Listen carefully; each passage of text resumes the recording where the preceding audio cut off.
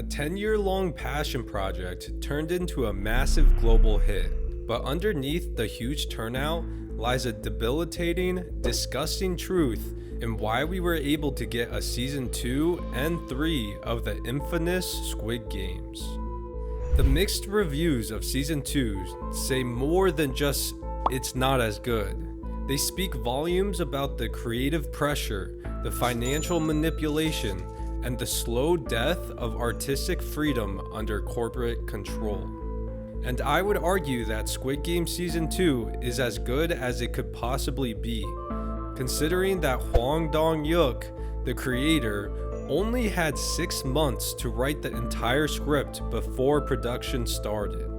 Compare that to Season 1, which took nearly a decade to shape, refine, and perfect. Let's talk about how Hwang Dong-hyuk, like his main character Ki-hoon, was forced back into the games. After the massive success of Season 1, Netflix reportedly pressured him into delivering more content, fast. But this wasn't just pressure, it was financial coercion. See, Netflix gave Hwang the opportunity to make his series, but in return, they took everything, which was all royalties and intellectual property rights. Squid Game made over $900 million for Netflix. And Hwang, he's been outspoken in interviews that he didn't become wealthy from its success. He received no royalties and retained no ownership of the IP. In other words, he got paid once, and Netflix got paid forever. So yes, he was lucky enough to make his dream project, but like the contestants in Squid Game, he entered a system that ultimately exploited him. And this is where the meta-irony kicks in. The original Squid Game was a blistering critique of capitalism, of how the system forces people to gamble with their lives, morals, and dignity just to survive. Now, that same story has been converted into a global brand, and the man who wrote it has essentially lived the very message he was warning us about. Season 2 reflects this irony. Ki-hoon, now red-haired and angry, is caught between revenge and redemption, while In-ho, the frontman, challenges him directly. Are you going to fight the system or become part of it? This isn't just good writing. It's real life bleeding into fiction. Let's rewind for a second. Before Squid Games ever aired, Dong-hyuk was in serious debt. He lived in a cafe at one point. Studios repeatedly rejected his script, calling it too grotesque, too unrealistic. He was taking out loans just to care for his family. He even sold his laptop to survive.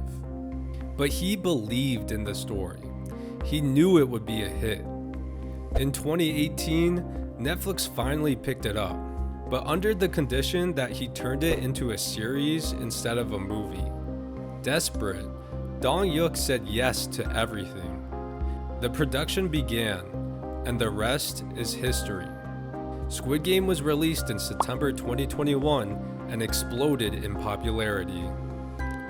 But here's the thing, that explosion didn't just change his life, it changed the entire ecosystem of streaming content.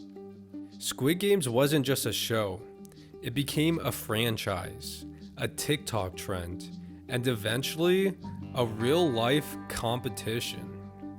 What started as a fictional warning about exploiting desperation has now become an entertainment template. Content creators and companies are now racing to replicate Squid Game's formula. Raw emotion, vulnerability, and desperation for views, for profit. It's worth asking, are we, the audience, becoming like the VIPs? Sitting comfortably while watching real and fictional people suffer for our entertainment? And at what point does art that critiques a system stop being subversive and start being part of the machine? Season 2, despite its imperfections, isn't a failure. It's a reflection of the moral dissonance of the world we're living in, of creators stuck between telling the truth and surviving the system that doesn't want it told. So as Squid Game Season 3 rolls around and everyone's hyped to see what happens next, keep this in mind. You're not just watching a game.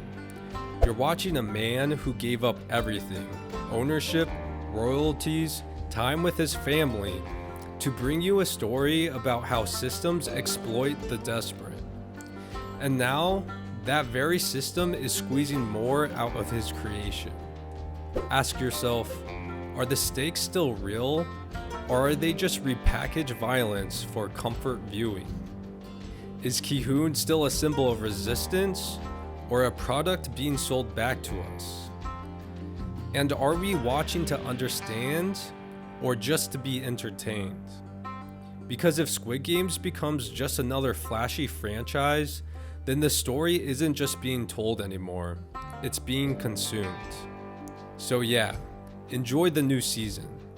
But don't forget, the real game is happening off screen.